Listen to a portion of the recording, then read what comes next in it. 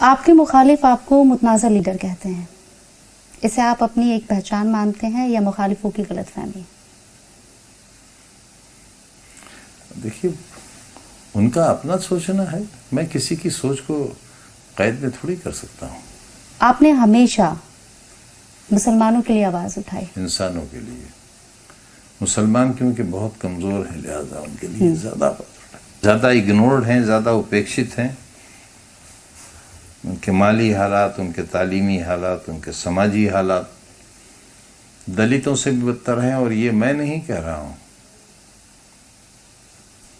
یہ کمیشنز کہہ رہے ہیں، ایک دو نہیں، جتنے کمیشنز بنے بیٹھے ان سب کا یہی کہنا ہے۔ سچر کمیشن کی تو رپورٹ ہے کہ دلتوں سے بھی بدتر ہے مسلمانوں کی حالت۔ اب اس کے بعد کیا رہ گیا؟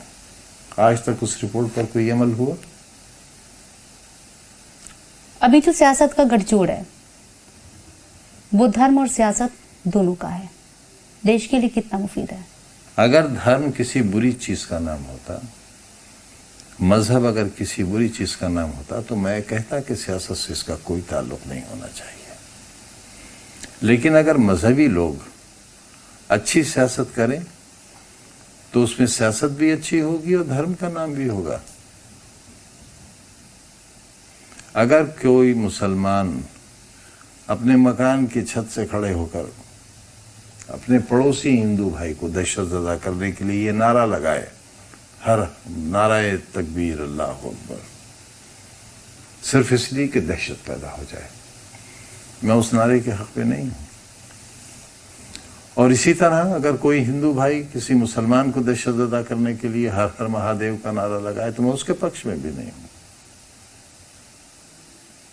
مذہب تو ٹھنڈک کا نام ہے، محبت کا نام ہے۔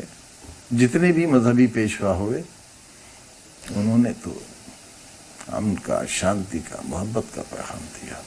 ہم اس پر چل نہیں سکے، ان کی غلطی تھوڑی ہے، یہ غلطی تو ہماری ہے۔